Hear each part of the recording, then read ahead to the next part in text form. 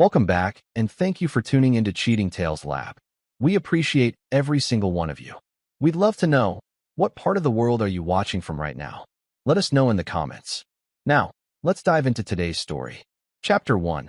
The Architect. Bryant Novick stared at the lines of code on his screen, eyes burning from 18 straight hours of work. His revolutionary blockchain protocol, nicknamed Prometheus, was finally taking shape after 3 years of relentless development. At 38, he was betting everything on this technology that could decentralize the entire financial system while making transactions untraceable. "Daddy, you promised." The voice of his 9-year-old daughter Abby pulled him from his digital trance. She stood in the doorway of his home office, clutching her science project materials. Bryant glanced at his watch, 11:20 p.m. He'd completely forgotten about helping with her volcano. "I'm so sorry, Pumpkin." He rubbed his bloodshot eyes. "Let me save this, and I'll help you right now." "Mom already did it," Abby mumbled, disappointed. "She said not to bother you because you're too busy making money that doesn't exist." The comment stung. Meredith, his wife of 12 years, had grown increasingly bitter about his work. She'd married him when he was climbing the corporate ladder at Silverstream Technologies with a comfortable 6-figure salary. His decision 3 years ago to quit and pursue his blockchain vision had been a constant source of tension. "Is your mother still awake?" Brian asked. "She went out with her friends from the country club again." Abby looked down. She said she needed adult conversation. Bryant felt the familiar knot in his stomach tighten. These girls' nights had become more frequent lately. Last week, he'd found a receipt for a $300 dinner at Oriole in her purse. Far more extravagant than a casual night out. "Come here," he said, opening his arms. Abby rushed into them. "I promise I'm going to make this all worth it. One day very soon, people will understand what I've been building." Later that night, Bryant heard Meredith stumble in around 2 a.m., smelling of expensive whiskey and wearing a dress he didn't recognize. When she slipped into bed, he pretended to be asleep, too exhausted for another argument. The next morning, over coffee, Bryant tried to bridge the growing gap between them. "I made a breakthrough yesterday," he said. "The protocol's alpha test worked perfectly. We're months ahead of schedule." Meredith looked up from her phone with practiced disinterest. At 36, she still turned heads with her polished beauty, maintained through rigorous fitness regimens and cosmetic treatments Bryant could barely afford. "That's nice," she said flatly. "Did you remember we have the Sandersons charity gala tomorrow night?" "I can't go," Bryant said. "The investor meeting with Delta Venture was moved up. This could be our funding breakthrough." "Perfect," Meredith snapped, slamming her mug down. "I'll just go alone again. At least I won't have to explain crypto to confused old ladies while you stand there looking like you haven't slept in weeks." "This isn't just crypto, Meredith. If Prometheus works." If. She cut him off. 3 years of if, Bryant.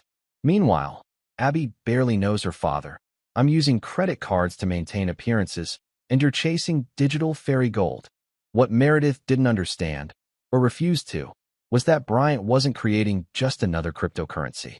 Prometheus was designed to be unhackable, untraceable, and capable of processing transactions in milliseconds. If successful, it would revolutionize everything from banking to international trade. 6 more months, Bryant promised. "That's all I need." "You said that 6 months ago," Meredith replied coldly. "And 6 months before that." The doorbell interrupted their standoff. Bryant opened the door to find his mentor and former professor, Dr. Franklin Webb, standing there with a knowing smile. "Am I interrupting?" "I brought bagels," said the silver-haired academic who'd first introduced Bryant to blockchain technology during his graduate studies. "Franklin." Meredith's demeanor shifted instantly to charm mode. "What a lovely surprise. Come in."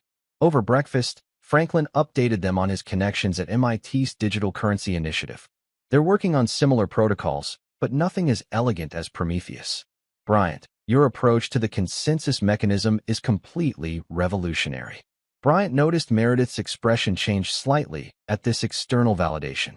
For years, she'd assumed his work was a pipe dream because none of their social circle understood it. The Sanderson Foundation is looking to diversify their investment portfolio into blockchain, Franklin mentioned casually. "They're hoping to find the next big innovation before it explodes." Meredith's eyebrows rose. The Sandersons were Boston old money. Pillars of the society she desperately wanted to join. Bryant's presenting to potential investors tomorrow night, she said quickly. But perhaps the weekend after? I'll make the introduction, Franklin promised. They'll be impressed. After Franklin left, Meredith was uncharacteristically thoughtful. Maybe I've been too hard on you, she admitted. But you have to understand how difficult this has been. Bryant embraced her, relief washing over him. It's almost over. Everything's about to change. What Bryant couldn't know was how prophetic those words would prove, but not in the way he imagined. Later that week, at the charity gala Meredith attended alone, she would meet a man who would set in motion the complete unraveling of their lives. His name was Dorian Frost, and he would take particular interest when Meredith mentioned her husband's blockchain project. Chapter 2. The Interloper. The Delta Venture meeting had been a disaster. The investors, a group of traditional finance types, couldn't grasp Bryant's vision for Prometheus. So it's like Bitcoin? One had asked dismissively. No, it's an entirely different, Bryant had tried to explain before being cut off. We've seen crypto come and go. What makes yours special? By the time Bryant returned home, exhausted and defeated, Meredith was already back from the gala, humming as she removed her earrings in their bedroom. How was your meeting? She asked, with unusual interest. They didn't get it, Bryant sighed. How was the gala? Meredith's eyes lit up. Actually, I met someone you should talk to. Dorian Frost. He runs Crescent Capital Partners and specifically invests in blockchain technology. Bryant perked up. Really? Did you tell him about Prometheus? Just the basics, she smiled. He was fascinated. He wants to meet you. 3 days later, Bryant sat across from Dorian Frost at an upscale restaurant downtown. Frost was everything Bryant wasn't. Polished, charismatic, with an ease that came from old money and elite schools. At 45, he exuded success from his tailored suit to his confident smile. Meredith described your project quite passionately, Frost said, swirling his Bordeaux. Though I suspect she didn't quite grasp the technical details. She tries, Bryant said defensively. Of course, Frost nodded sympathetically. It must be difficult having a vision others can't see. Tell me about Prometheus. Unlike the Delta Venture investors, Frost asked insightful questions that showed genuine understanding. By dessert, Bryant felt he'd finally found someone who recognized Prometheus's potential. I'd like my technical team to review your work, Frost said. If it's as groundbreaking as it sounds, Crescent could offer substantial backing. Over the next weeks, Frost became a fixture in their lives. He invited the Noviks to exclusive events, sent gifts for Abby, and arranged for Bryant to pitch to serious tech investors. Meredith bloomed under his attention, dressing more expensively and laughing more freely than she had in years. Bryant was too preoccupied with finalizing Prometheus to notice the subtle shifts. Meredith's lingering glances at Frost, their private jokes, the way she touched her hair when he entered a room. He didn't see the text messages or the accidental meetings when Bryant was working. Franklin Webb noticed, however. After observing Meredith and Frost at a tech conference reception, he pulled Bryant aside. How much does Frost know about your algorithms? He asked sharply. The general architecture, Bryant replied. Nothing proprietary. What? Something feels off, Franklin frowned. I checked his background. Crescent Capital has a pattern of investing in startups, gaining access to their IP, then abandoning them after filing competing patents. Dorian wouldn't do that, Bryant said. He gets the vision. Just be careful what you share, Franklin warned. And maybe pay more attention to your wife. Bryant dismissed the warning as paranoia, but a seed of doubt was planted. That night, he came home early and overheard Meredith on the phone in their bedroom. He doesn't suspect anything, she was saying softly. He's completely focused on the launch. Yes, I've seen the documents, but they're password protected. I know what's at stake, Dorian. Bryant froze, heart pounding. He backed away silently, mind racing. In his home office, he checked his security logs and discovered someone had attempted to access his protected files from Meredith's laptop. The next morning, instead of confronting her, Bryant set a trap. He created a folder labeled Prometheus_final_algorithms, containing altered code that would appear legitimate to non-experts, but would catastrophically fail if implemented. He deliberately mentioned the folder to Meredith over dinner. 3 years of work, finally compiled in one place, he said. The patent attorney needs it by Tuesday. That night, he installed a keystroke logger on their home network and went to bed early, claiming exhaustion. At 1:23 a.m., His phone alerted him. The honeypot folder had been accessed and copied to a USB drive. Bryant lay in the darkness beside his sleeping wife, a cold clarity washing over him. The woman he'd loved for 12 years, the mother of his child, had betrayed him in the most fundamental way. Instead of confrontation, he chose calculation. He would let the trap play out while accelerating his real work on Prometheus. The betrayal crystallized something in him, a ruthless resolve that burned away his former trust and replaced it with icy determination. By morning, he had formulated a plan that would not only protect his work, but would eventually make Meredith and Frost pay dearly for their treachery. "You seem different," Meredith commented over breakfast, studying his face. Bryant smiled pleasantly. "Just excited. Things are finally coming together." She had no idea how true that statement was, or that the man sitting across from her had fundamentally changed overnight. The old Bryant, trusting, somewhat naive, consumed by his vision, had died in the darkness. What remained was something far more dangerous, a brilliant mind fueled by betrayal. Chapter 3. The Deception. Over the next 2 months, Bryant played an elaborate charade. On the surface, he continued working feverishly on Prometheus, while growing increasingly distracted and despondent. He deliberately left financial statements showing dwindling resources around the house and started forgetting important social events. "Mom says you're having a breakdown," Abby said one evening as Bryant taught her chess in his office, the one place he was certain wasn't bugged by Frost's people. "What do you think?" Bryant asked carefully. Abby studied the board before moving her knight. "I think you're playing a long game. Like in chess." Bryant smiled at his daughter's perceptiveness. "Sometimes, Pumpkin, when people think you're losing, it gives you an advantage they don't expect." Behind the scenes, Bryant had secretly completed the actual Prometheus protocol, storing the authentic code on servers only he could access. The version he worked on at home was an elaborate decoy, functional enough to seem legitimate, but missing the revolutionary elements that made Prometheus truly valuable. Meanwhile, he hired a private investigator to document Meredith's affair with Frost. The evidence mounted quickly. Hotel rendezvous, intimate dinners, and explicit text messages discussing their plans for Bryant's technology and money. Most painful was discovering Meredith had involved Abby in their schemes.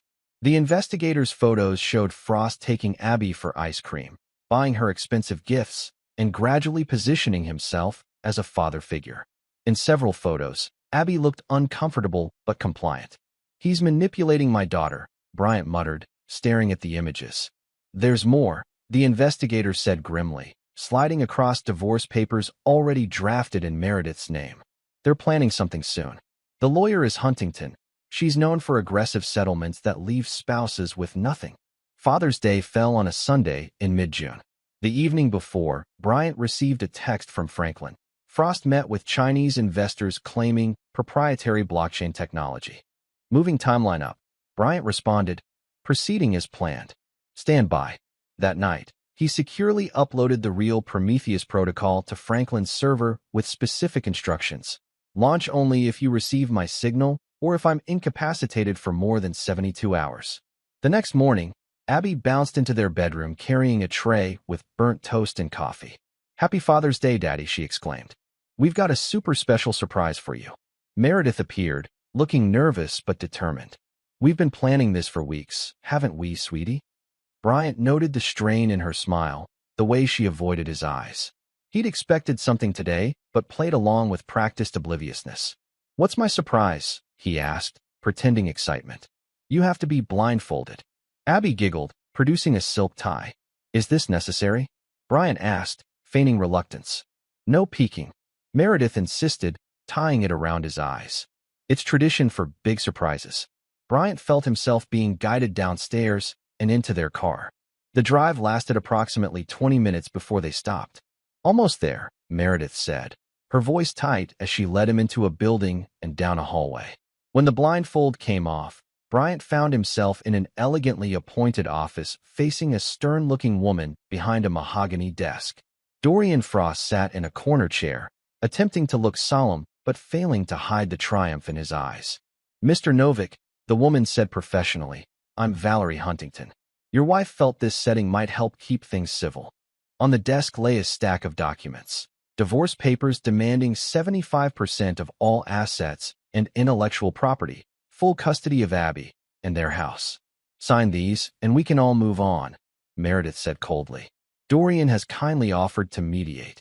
Bryant looked at his daughter, who stood confused by the door, clearly not understanding what was happening. He saw the moment she realized this wasn't a happy surprise, her face crumpling in betrayal. You told me we were giving Daddy a special day, Abby whispered. Grown-up business, sweetie, Meredith dismissed her. Wait in the hall. As Abby left, tears streaming down her face, something hardened permanently in Bryant. He turned to Huntington with surprising calm. May I review these documents? For 2 hours, Bryant meticulously read every page while Meredith grew increasingly agitated. Frost checked his watch repeatedly. Finally, Bryant looked up. And if I don't sign? We go to court, Huntington replied, where evidence of your mental instability, financial mismanagement, and parental neglect will be presented. Bryant nodded thoughtfully. I see. With deliberate slowness, he signed every page, his expression unreadable.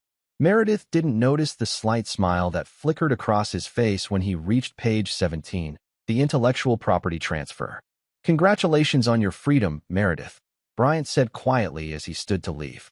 I hope it brings you everything you deserve. In the hallway, he knelt before a tearful Abby. Did you know about this? He asked gently. Mom said we were surprising you with a special Father's Day, she sobbed. She said the blindfold was part of the fun. Listen carefully, Bryant whispered, wiping her tears. Sometimes things aren't what they seem. No matter what happens next, remember I love you more than anything in this world. As Bryant walked away, Frost emerged from the office with a triumphant smile.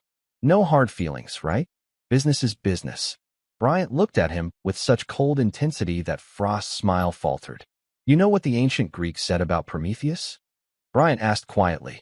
He wasn't just punished for stealing fire. He was punished for giving power to those who didn't understand its consequences. With that cryptic statement, Bryant walked out, leaving his soon-to-be ex-wife and her lover believing they had won. They couldn't have been more wrong.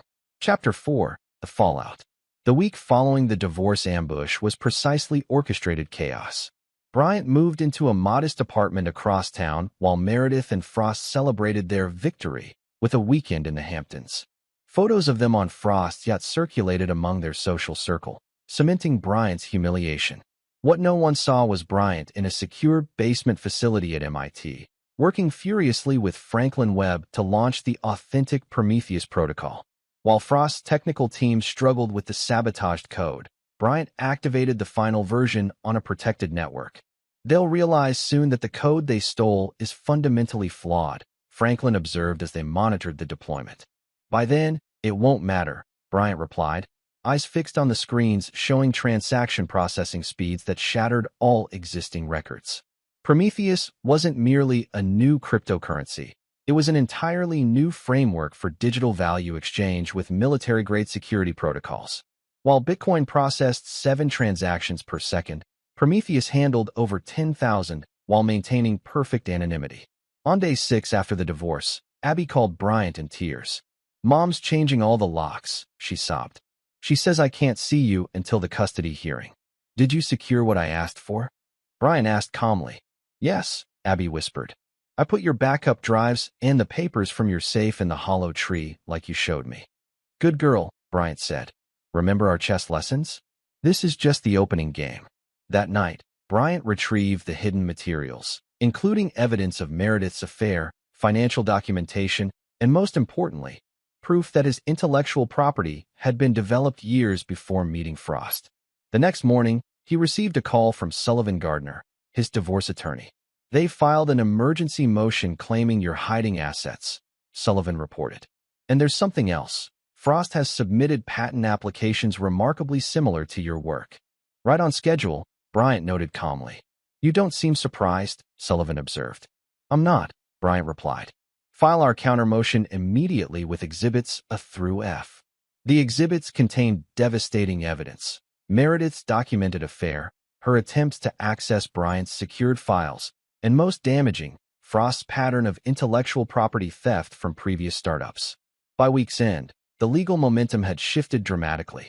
The judge, initially sympathetic to Meredith's claims, now viewed the case with open skepticism. Bryant's apparent cooperation, signing the divorce papers without contest, had created the impression of a man with nothing to hide. Meanwhile, Abby's court-appointed advocate reported the child's distress at being used in the Father's Day deception, further damaging Meredith's custody position. 10 days after the divorce ambush, Bryant sat alone in his apartment, monitoring cryptocurrency exchanges worldwide as Prometheus quietly went live. Unlike typical crypto launches with flashy marketing, Prometheus was introduced through trusted channels to specific high-value users seeking absolute transaction privacy. While Frost pursued patents for the flawed technology, the real Prometheus began processing millions in transactions, its value climbing steadily without drawing attention from mainstream financial media. Bryant's phone rang. Meredith, the first time since the divorce. "We need to talk," she said without preamble. "Dorian's team says there are problems with the code." "What a surprise," Bryant replied flatly. "Don't be childish," she snapped. "We're offering $50,000 for consultation services to fix the issues." Bryant laughed softly. $50,000 for 3 years of work? Your boyfriend must be getting desperate. $100,000, she countered quickly. "Goodbye, Meredith." 2 days later, the offer had risen to $500,000. Bryant ignored each call, focused instead on Prometheus's growth and the careful documentation of Frost's increasingly frantic attempts to salvage the stolen code. While Frost's technical team floundered, the authentic Prometheus protocol gained traction in exclusive financial circles. Its perfect transaction record and unprecedented security features attracting serious attention from privacy-focused investors. 18 days after the divorce, Bryant received an unexpected visitor at his apartment, Abby, who had slipped away during a shopping trip with her mother. "Mom and Dorian fight all the time now," she reported, sitting cross-legged on his couch. "He keeps saying you sabotaged something, and she says he promised he checked the code before." Bryant listened carefully, asking strategic questions that Abby answered with the directness of a child not understanding the full implications. "He has people watching our house," she added. "I saw them in a car outside." Bryant's expression hardened. "Has he threatened you in any way?" "No, but—" Abby hesitated. "Yesterday, he said if you wouldn't help fix the problems, they might need to convince you another way." Bryant took photos of a bruise on Abby's arm, where Frost had grabbed her during an argument with Meredith, and immediately called his attorney. "We need an emergency custody hearing," he insisted, "and file for a restraining order against Frost." The next day, the cryptocurrency world woke to news of a mysterious new protocol showing transaction volumes that dwarfed established networks. Speculation about the creator of Prometheus spread through financial channels, with particular interest from Chinese investors who had recently been approached by Frost with promises of revolutionary technology.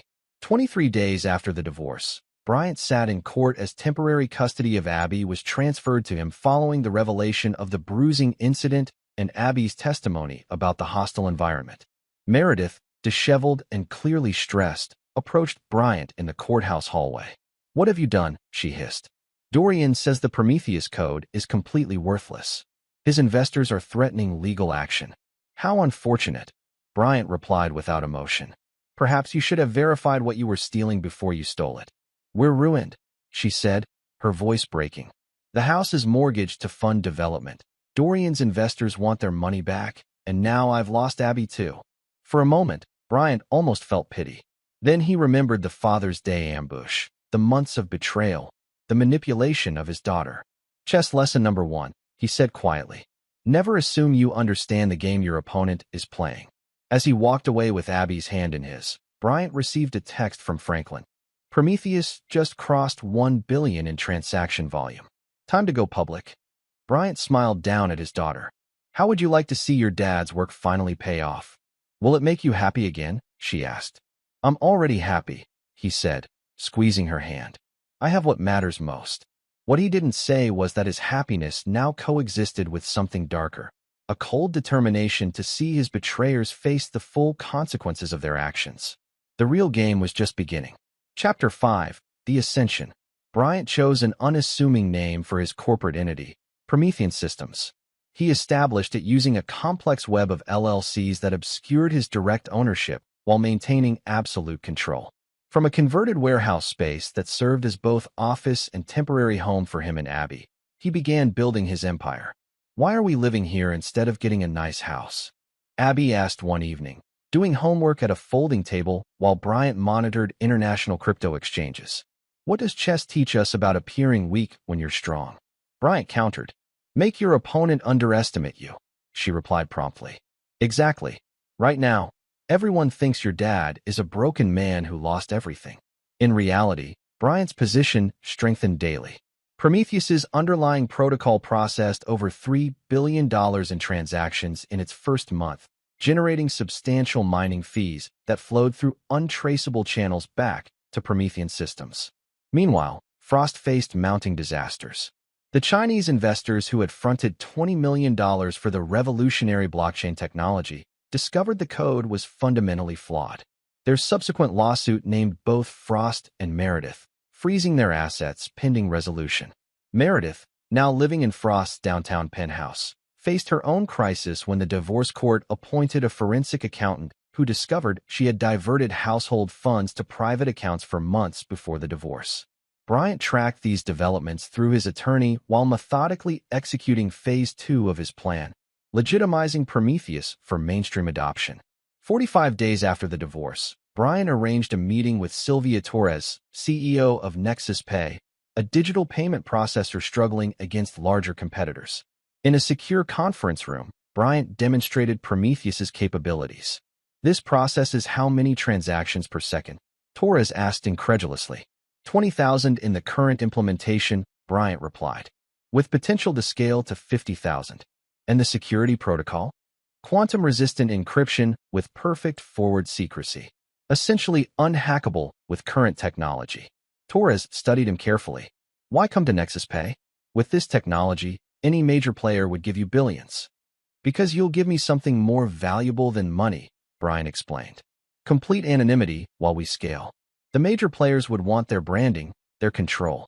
I need a partner willing to follow my implementation timeline precisely."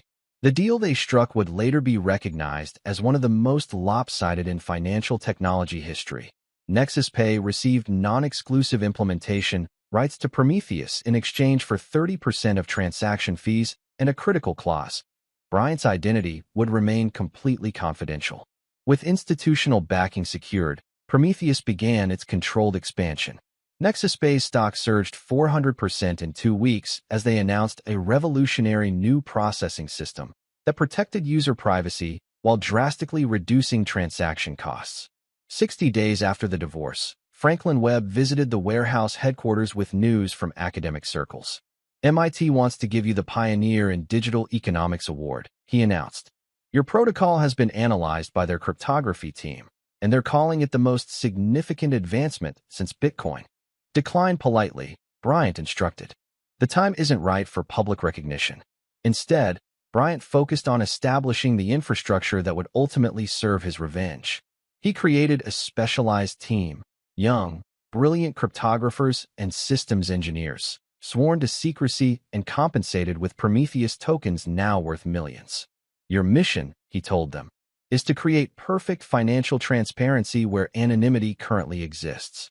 This seemingly paradoxical goal would become the foundation of what his team called Project Nemesis, a specialized application of Prometheus technology that could trace and expose hidden financial transactions without being detected.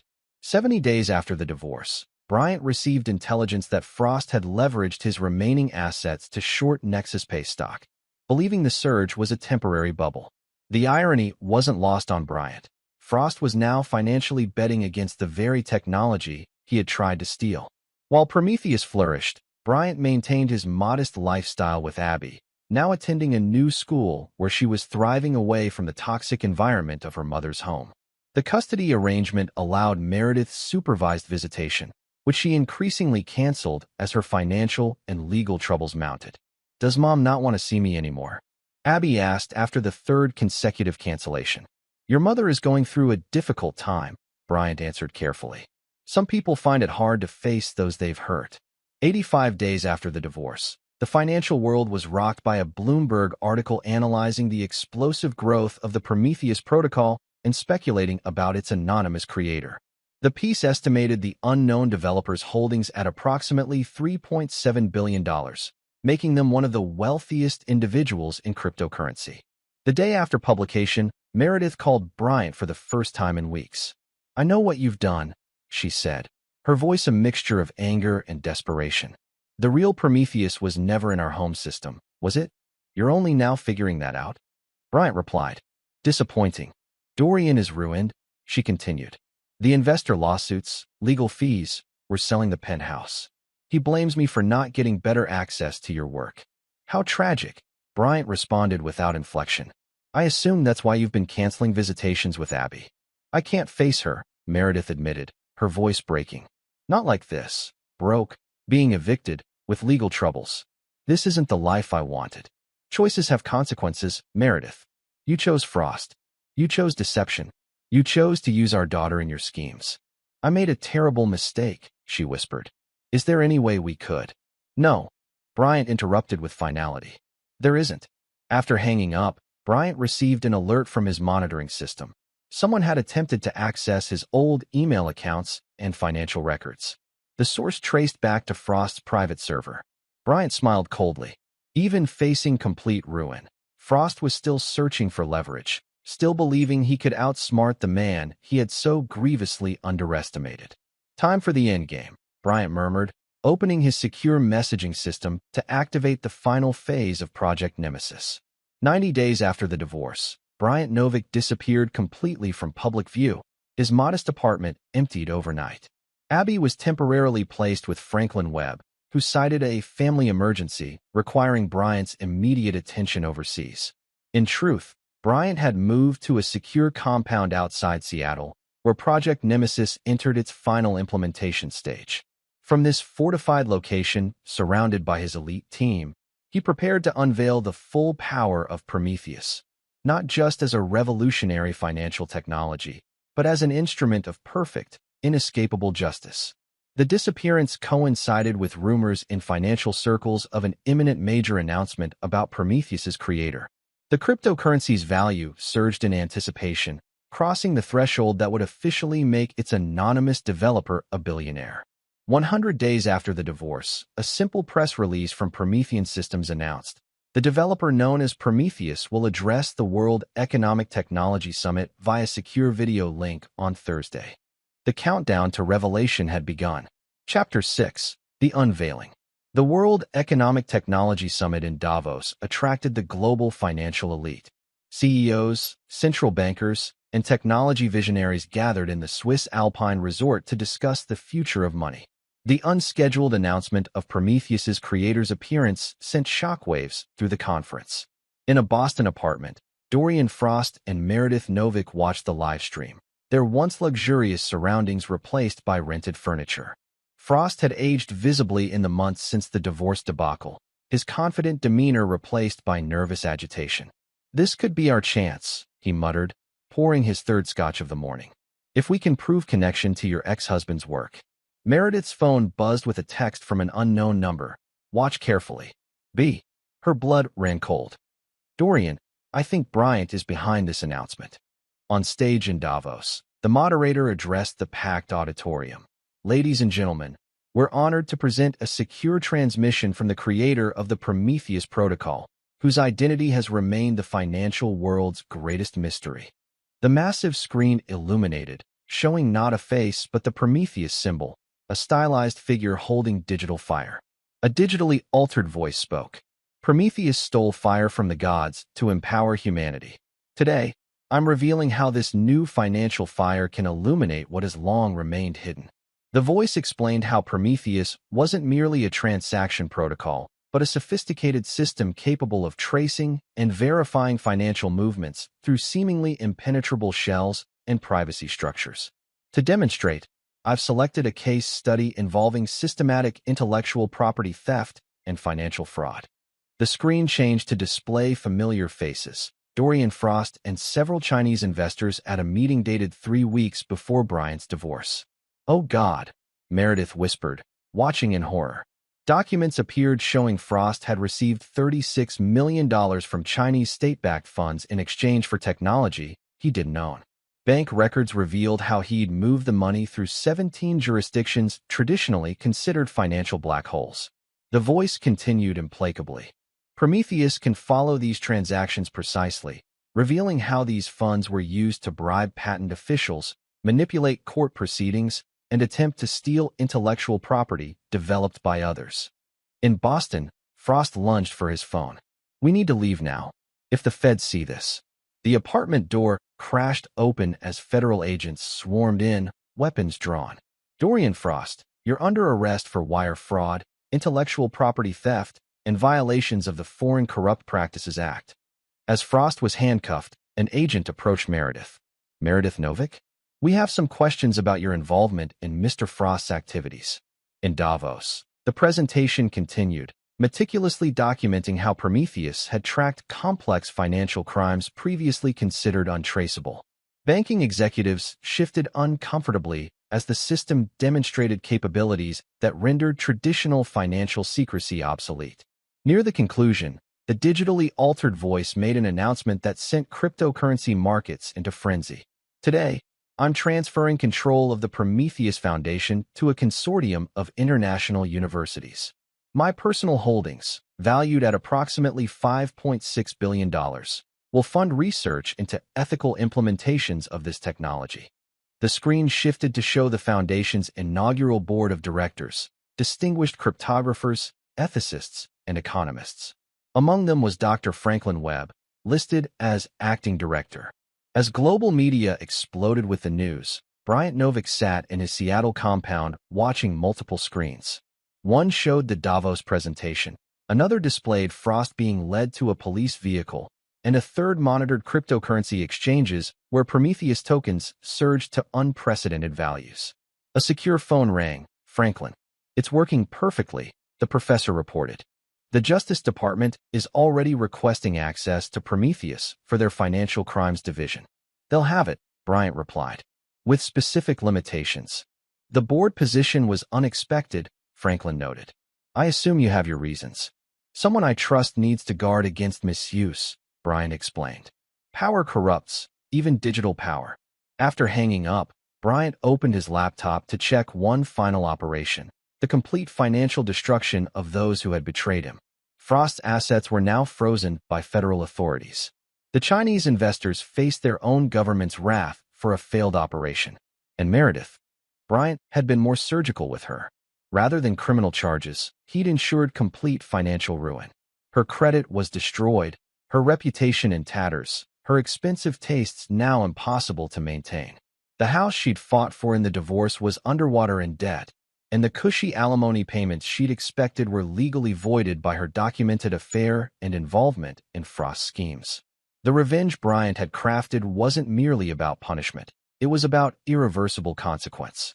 There would be no recovery for Frost or Meredith, no second chances, no redemption narrative. They had tried to destroy him and had instead destroyed themselves. Bryant's phone lit up with a familiar number. Meredith again, the first of what would become 78 increasingly desperate calls over the next week. He declined without hesitation as he packed a suitcase. Tomorrow, he and Abby would move into their new home, a modest but comfortable lakeside property chosen for its security rather than ostentation. Bryant had no interest in the trappings of wealth that had so obsessed Meredith. That evening, as news channels worldwide reported on the crypto-billionaire divorce connection, Bryant sat with Abby watching the sunset over the Seattle skyline. "Is it over now?" she asked, intuitive as always. "The hard part is," Bryant confirmed, putting his arm around her shoulders. "Mom called my school today," Abby said quietly.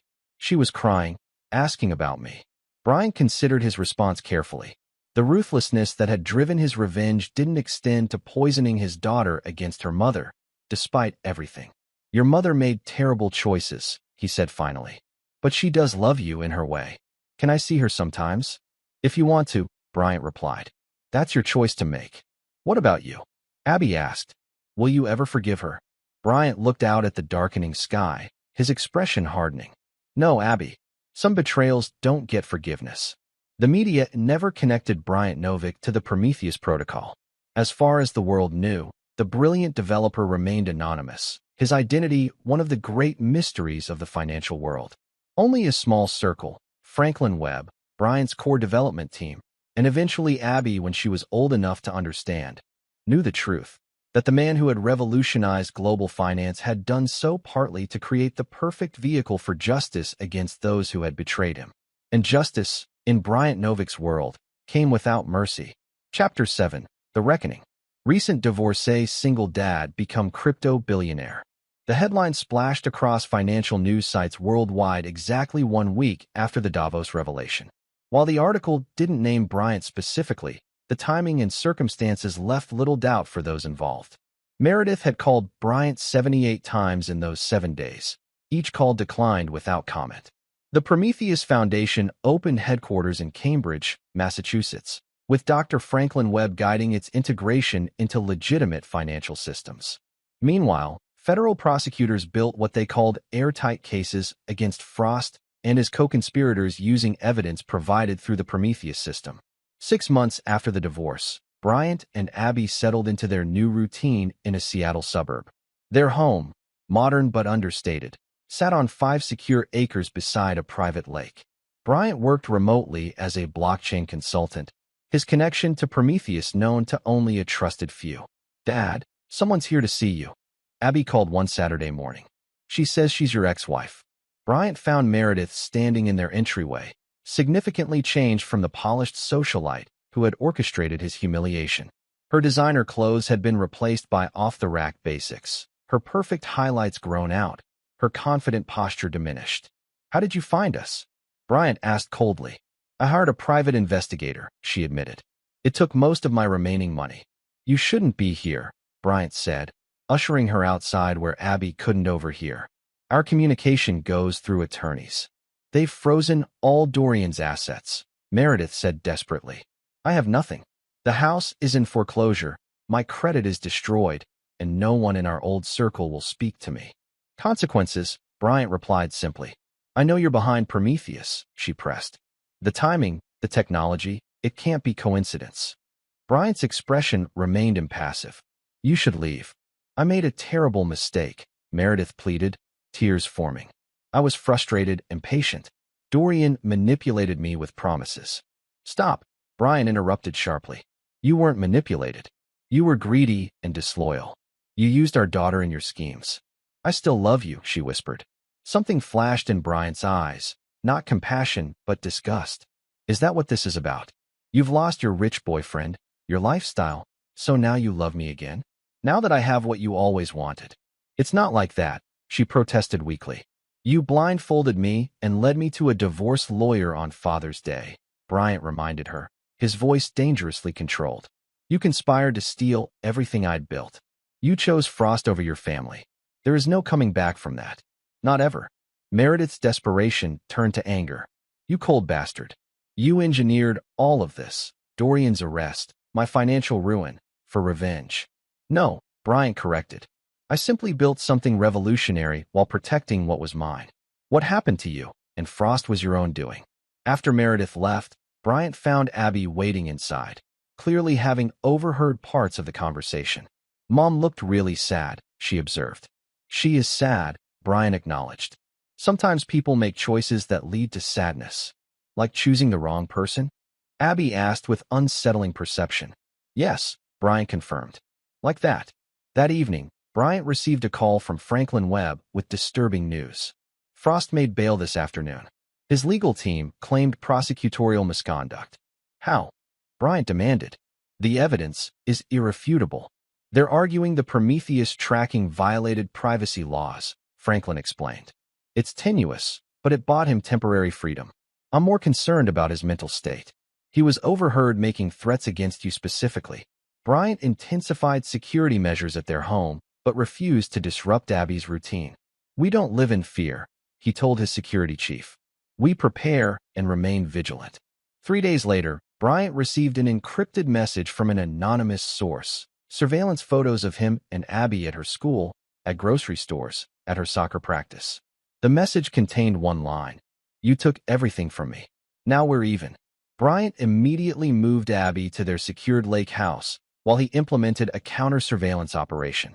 Using Prometheus's capabilities, he tracked the digital footprint of the threat to a motel outside Seattle where Frost had checked in under a false name.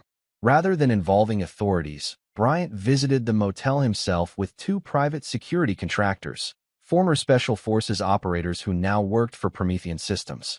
The confrontation in room 114 was brief but definitive. Frost, unshaven and clearly unhinged, reached for a weapon but was quickly subdued. "You ruined me," Frost spat as he was pinned to the floor. "Everything I built, gone." "You built nothing," Bryant replied coldly. "You're a thief who finally stole from someone who could fight back." Bryant confiscated Frost's laptop, which contained not only the surveillance photos, but detailed plans to kidnap Abby for ransom. The evidence was anonymously delivered to the U.S. Marshals Service, resulting in Frost's bail being revoked and additional charges filed. 2 weeks later, federal prosecutors approached Bryant through intermediaries, seeking testimony in their expanding case against Frost's network. "I'll cooperate fully," Bryant agreed. "Under one condition, complete anonymity." For the next month, Bryant provided testimony via secure video link, his identity protected by court order. The evidence he provided expanded the case beyond Frost to include corrupt patent officials, compromised judges, and Chinese military intelligence officers who had backed the technology theft. The investigation revealed something even more disturbing. Meredith's involvement had been deeper than initially apparent.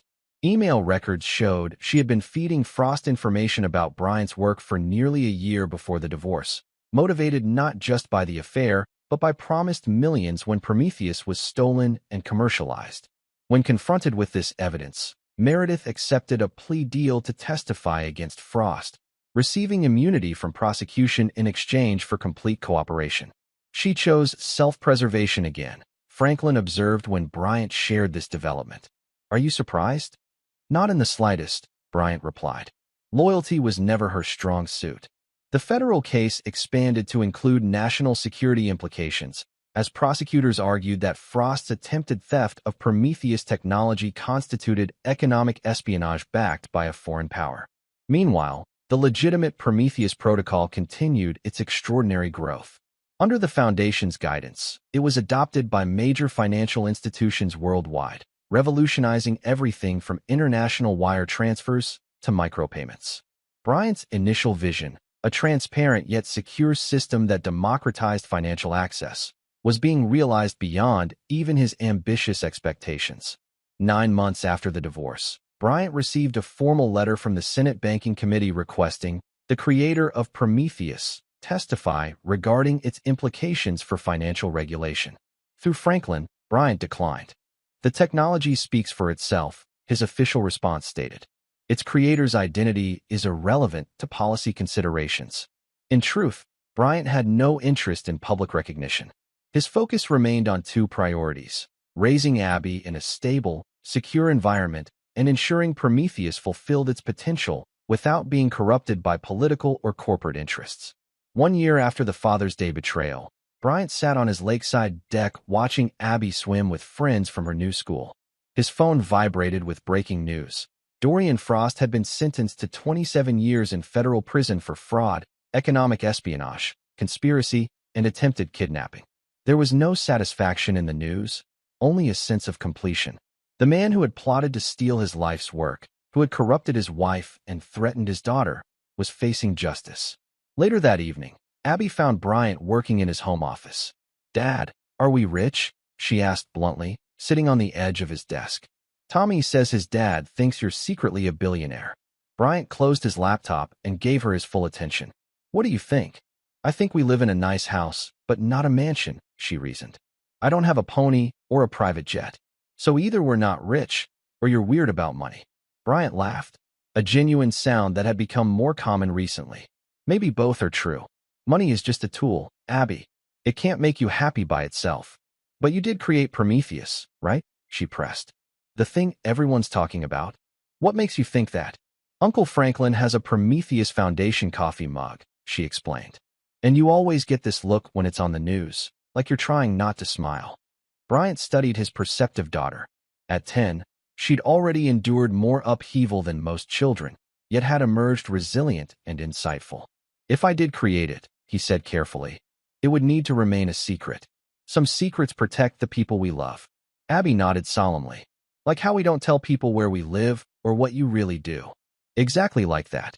That night, Bryant received an email from Meredith, her first written communication since their confrontation months earlier. The message was brief. I'm leaving for a fresh start overseas. Please tell Abby I'm sorry for everything. I won't contact you again. Bryant didn't respond. Some chapters needed to stay closed. The next day brought news that would accelerate Bryant's carefully constructed endgame. The Justice Department announced a specialized financial crimes unit dedicated to using Prometheus technology to track previously untraceable transactions. They're requesting direct technical support from the Foundation, Franklin reported. This is what you've been waiting for. Implement Phase 3, Bryant instructed. It's time. Phase 3 represented the culmination of Bryant's vision for Prometheus, not merely as a cryptocurrency or transaction protocol, but as an instrument of fundamental change in how economic power functioned worldwide. The blindfold had been lifted, not just from Bryant's eyes, but from the global financial system itself. The darkness where corruption and theft once flourished was now illuminated by the fire he had created. And like the mythical figure whose name he had borrowed, Bryant Novick had stolen fire from the gods of finance and given it to humanity, knowing full well the personal costs such defiance would demand. He had paid that price willingly. And unlike those who had betrayed him, he had emerged not just intact, but transformed. Chapter 8. The Illumination. 18 months after the divorce, the Prometheus Protocol had fundamentally altered the global financial landscape. Traditional tax havens struggled to justify their existence when Prometheus could track money through previously impenetrable structures. Corruption networks found their once secret financial pipelines exposed to authorities using the technology. Bryant watched this transformation with quiet satisfaction from his carefully guarded privacy. While speculation about Prometheus's creator continued in financial media, Bryant's identity remained protected by an extensive security apparatus and legal firewalls. The International Monetary Fund is implementing Prometheus for cross-border transaction monitoring, Franklin reported during his monthly visit to the Seattle compound. They're calling it the most significant advancement in financial transparency since the creation of modern banking. And the resistance? Bryant asked, knowing the protocol's disruptive power had created powerful enemies. Diminishing, Franklin confirmed. When the Swiss banks adopted it last quarter, the remaining holdouts lost their primary argument against implementation. What neither discussed openly was the secondary system Bryant had developed alongside the public Prometheus protocol, a private monitoring network that gave him unprecedented visibility into global financial movements, including those of the people who had betrayed him.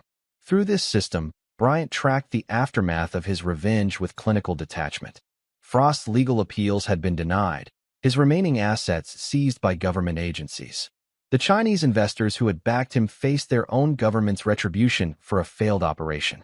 Meredith had indeed left the country, using her immunity deal to avoid prosecution, but finding herself essentially stateless, unwelcome in financial circles globally due to her association with Frost crimes. Bryant's monitoring showed her working as an English teacher in Southeast Asia, her glamorous former life replaced by modest subsistence. The completeness of this reversal should have brought satisfaction, but Bryant found only a hollow emptiness when he considered his ex-wife's fate. The love he had once felt had been completely excised, replaced not with hatred, but with something perhaps more final, absolute indifference. His focus remained firmly on Abby and on guiding Prometheus's evolution from behind the scenes. Now 11, Abby had blossomed in their new life, excelling academically and showing particular aptitude for mathematics and computer science. Like father, like daughter, Franklin observed after Abby showed him an algorithm she'd developed for her science project.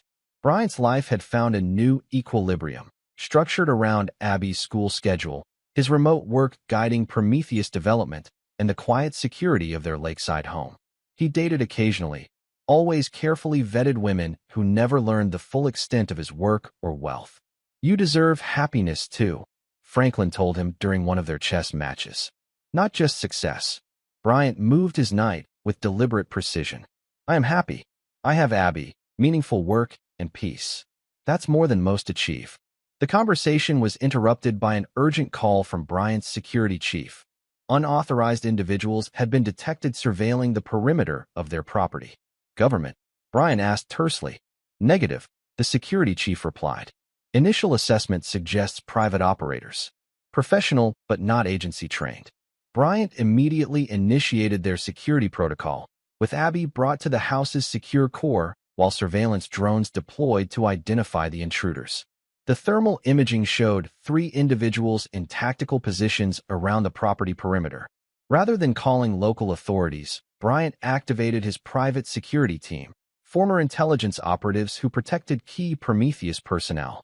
Within 20 minutes, the intruders had been captured and secured in a boathouse at the edge of the property. Their equipment and communications suggested a sophisticated private intelligence operation. Who hired you? Bryant demanded, standing before the restrained men. We don't know, the team leader replied after calculating his options. Cutout protocol. Payment through anonymous cryptocurrency. Ironic, Bryant noted coldly. Check their equipment for any non-standard modifications. A thorough search revealed specialized surveillance technology with components traced to a defense contractor with Chinese military connections, the same group that had backed Frost's attempted theft of Prometheus.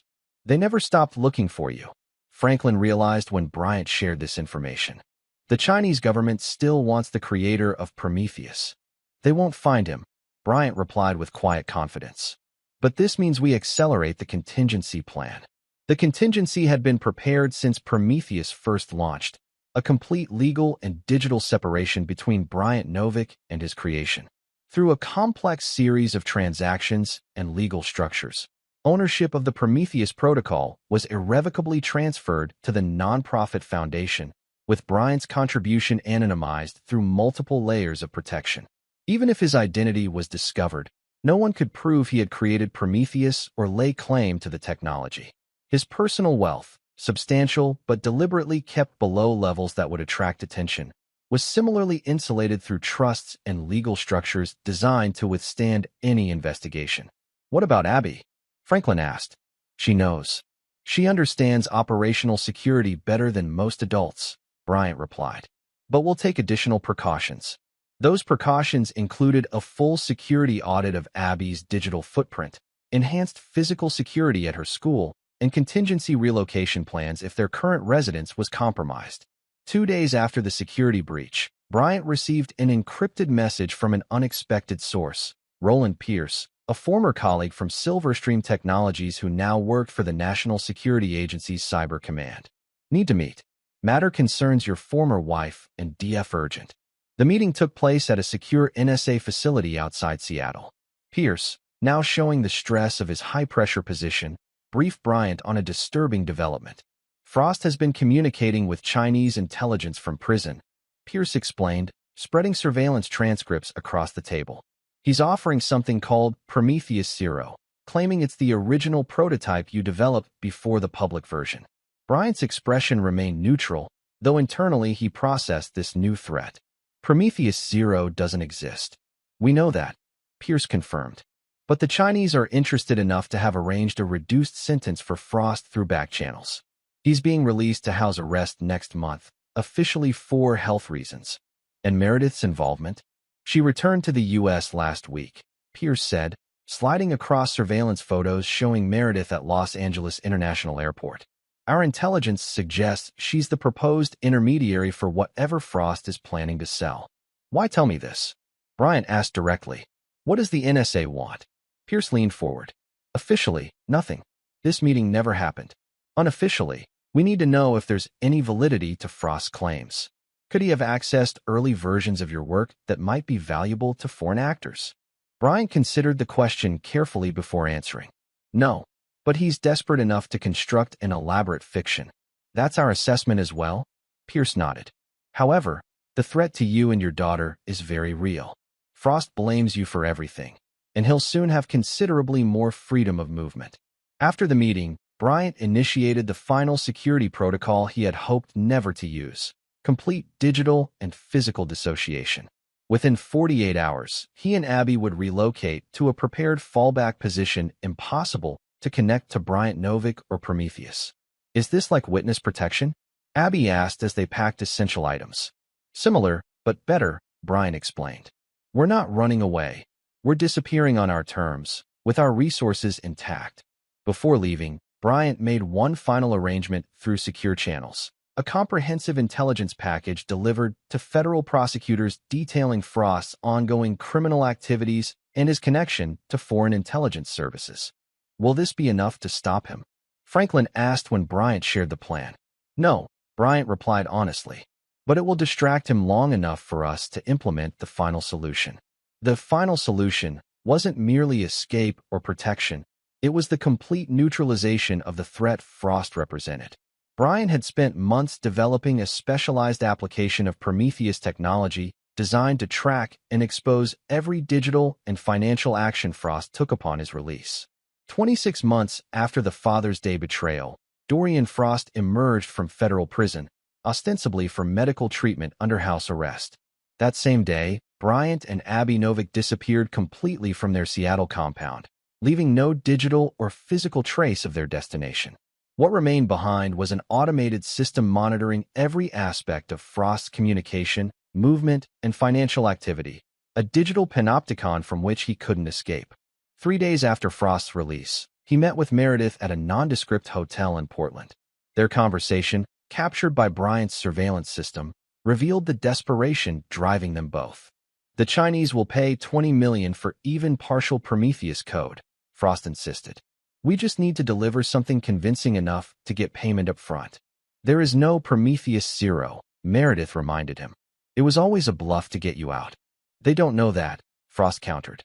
We create convincing documentation, deliver encrypted files that appear legitimate, and disappear with the money before they realize they've been conned.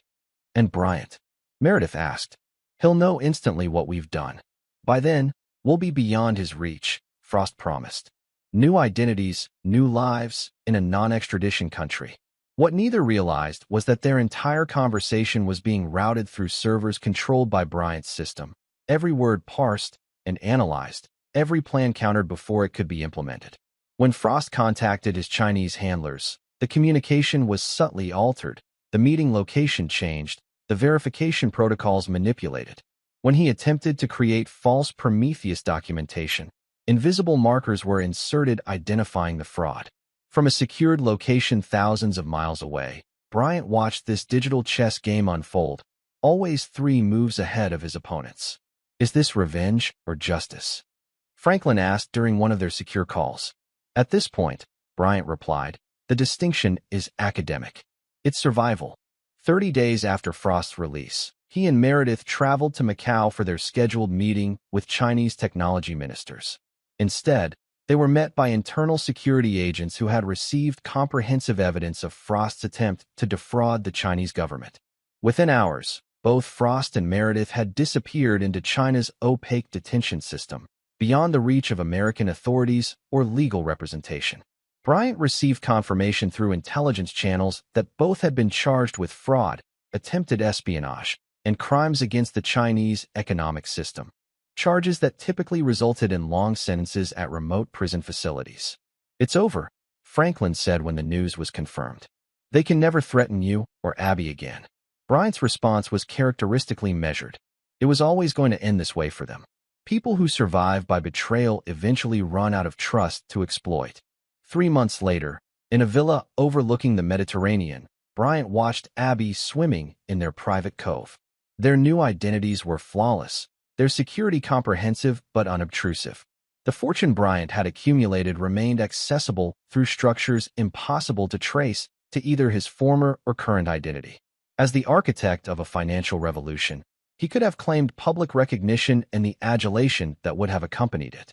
Instead, he had chosen this quiet exile, protective of the peace he had carved from chaos.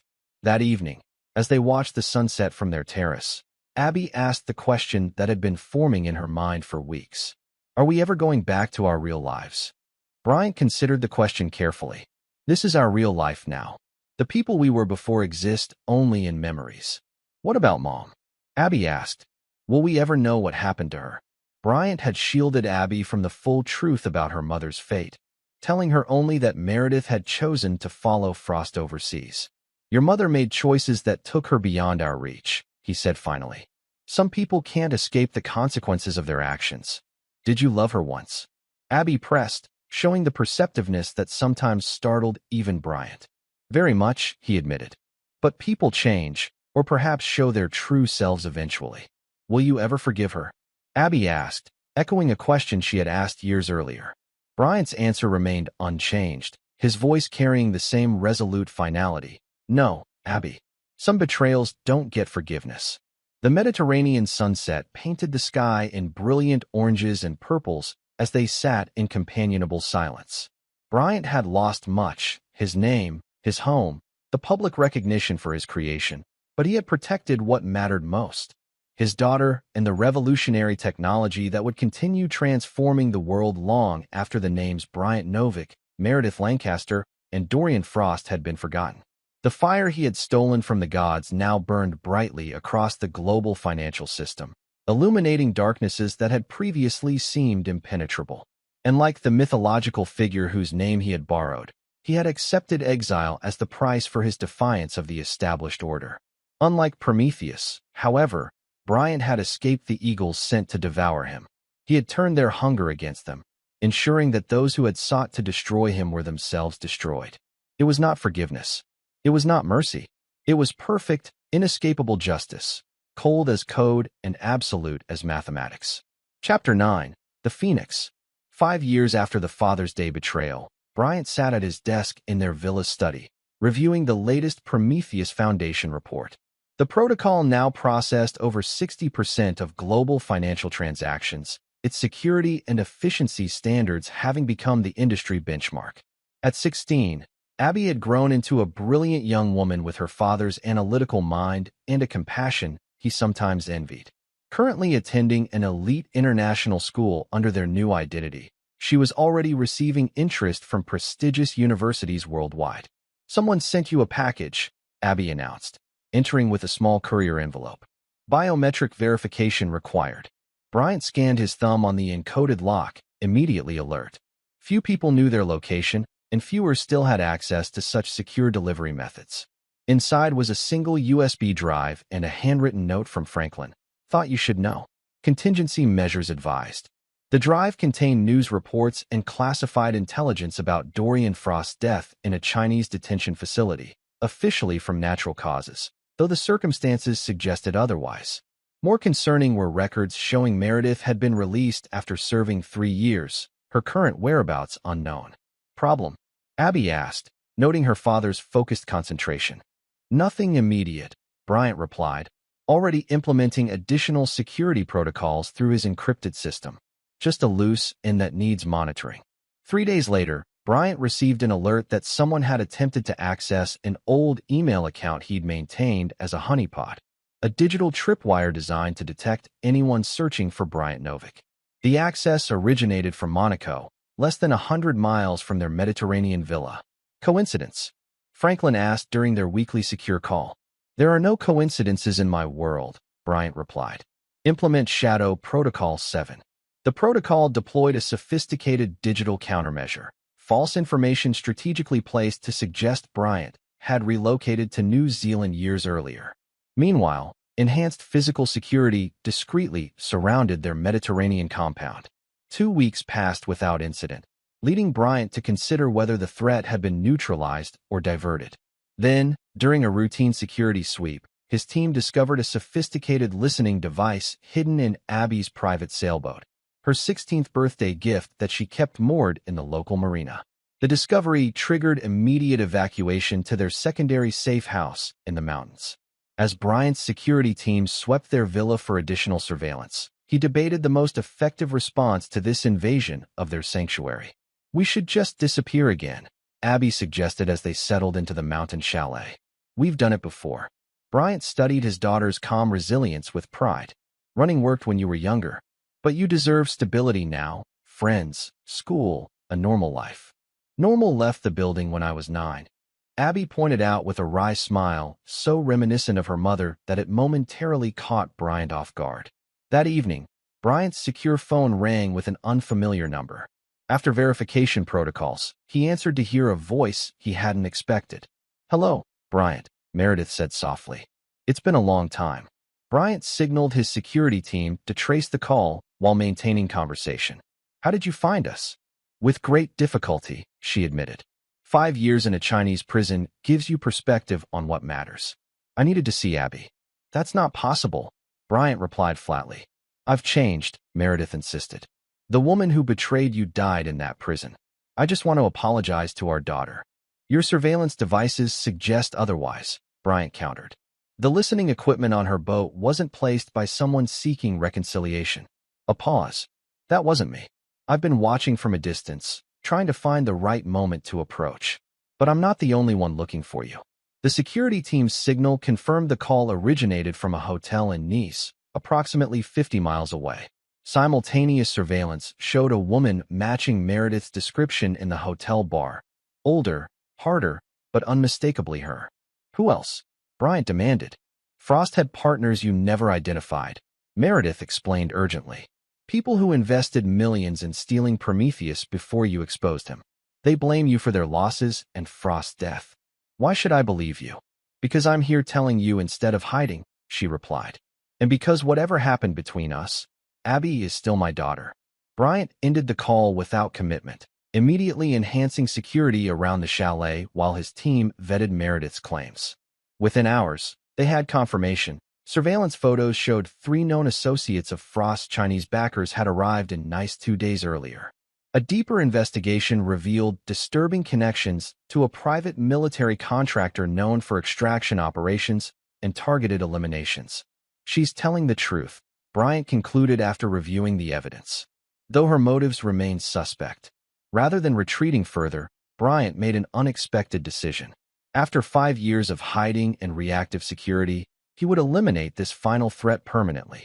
Implement Cerberus, he instructed his security chief, authorizing a protocol developed but never previously activated. Cerberus represented the offensive capability of Bryant's security apparatus, a coordinated operation using digital weapons, financial pressure, and if necessary, physical intervention to neutralize threats at their source. The first phase deployed custom Prometheus analytics to identify the financial structures backing the operation against him. Within hours, the system had mapped the complete network, shell companies, proxies, and ultimately the 3 primary financiers behind the threat. Chinese military intelligence. Franklin asked when Bryant shared the findings. Former officials now operating privately, Bryant clarified, using resources diverted during their government service to pursue personal vendettas. The second phase froze their operational accounts through an untraceable implementation of Prometheus security protocols, stranding their tactical team without resources or support. For the final phase, Bryant did something he had avoided for years. He deliberately revealed his location through controlled channels, creating an irresistible target for the remnants of Frost's network. You're using yourself as bait, Franklin realized with alarm. I'm ending this permanently, Bryant corrected. On my terms, on my territory. 3 days later, as Bryant had calculated, the mercenary team attempted infiltration of the mountain chalet, bypassing the obvious security to approach through the densely forested northern perimeter. They encountered neither Bryant nor Abby, but rather an elite security team specifically positioned based on predictive analysis of their most likely approach. The confrontation was brief, professional, and decisive. By morning, the captured operatives had revealed their complete operational structure under interrogation. Bryant's team methodically documented evidence of the conspiracy against him, creating an intelligence package that would ensure its architects faced international prosecution. Is Mom really back? Abby asked as they prepared to return to their villa, the threat neutralized. Yes, Bryant confirmed. She claims she wants to apologize to you. Do you believe her? Bryant considered the question carefully. I believe she wants to see you. People rarely change fundamentally, but sometimes they gain perspective. Can I meet her? Abby asked, her expression a complex mixture of emotions. Despite his personal feelings about Meredith, Bryant recognized his daughter's right to form her own judgment. If that's what you want. With appropriate security precautions. The meeting was arranged at a neutral location, a private dining room in a discreet restaurant in Monaco, surrounded by Bryant's security team. Meredith arrived alone, visibly nervous and significantly changed from the polished socialite who had orchestrated the Father's Day betrayal. Bryant observed remotely as mother and daughter met for the first time in over 5 years. Their conversation began awkwardly, but gradually found rhythm as Meredith explained her actions without excusing them and apologized without expectation of forgiveness. "I don't expect to be part of your life again," she told Abby. "I just needed you to know that what happened wasn't your fault, and that despite my terrible choices, I never stopped loving you." After 2 hours, Abby emerged emotionally drained, but with a new clarity. "She's different," she told Bryant. "Broken in some ways, but more real." "What do you want to happen now?" Bryant asked, prioritizing his daughter's needs above his own feelings. "I'd like to see her occasionally," Abby decided. "Not as my mother exactly, but as someone from my past who's trying to be better." Bryant nodded, accepting her decision without imposing his own judgment. "That can be arranged, with continuing security protocols." Later that evening, Bryant met privately with Meredith at the same restaurant, their first direct conversation in years without Abby present. "Thank you," Meredith said simply, "for letting me see her, for raising her so well despite everything I did." "I didn't do it for you," Bryant replied evenly. "I know." Meredith looked down at her hands, the polished manicures of her former life replaced by the utilitarian simplicity of someone who had learned harsh lessons about survival. "For what it's worth, I understand now what I threw away. Not just the wealth or comfort, but the family we had." "Understanding doesn't change the past," Bryant observed. "No," she agreed quietly. "Some things can't be undone. But I needed to warn you about the people looking for you, whatever you might think of me." Bryant studied her carefully. "Why risk yourself for us after everything?" "For Abby," Meredith answered without hesitation. "And because after 5 years in a Chinese prison watching Frost destroy himself with bitterness and revenge fantasies, I finally understood what you knew all along. Betrayal destroys the betrayer as surely as the betrayed." Bryant didn't offer forgiveness or reconciliation. Those possibilities had died years ago in a lawyer's office on Father's Day. Instead, he provided something more practical: security arrangements that would protect Meredith from the remaining elements of Frost's network while maintaining controlled contact with Abby. "This isn't redemption," he made clear. "It's pragmatism. Abby wants this connection, so I'll facilitate it within secure parameters." "I understand," Meredith nodded. "I don't deserve forgiveness. I'm just grateful for any role in her life, however limited." As they concluded their conversation, Meredith asked one final question. "Was it worth it? Creating something revolutionary while knowing it would cost you your identity, your normal life?" Bryant considered the profound transformation of his existence, from ambitious developer to betrayed husband to invisible architect of a financial revolution. "It wasn't a choice," he answered finally. "Prometheus needed to exist, and I was equipped to create it. The cost was high, but the alternative was surrender." 1 month later, Bryant stood on the terrace of their Mediterranean villa, watching Abby skillfully navigate her sailboat across the bay.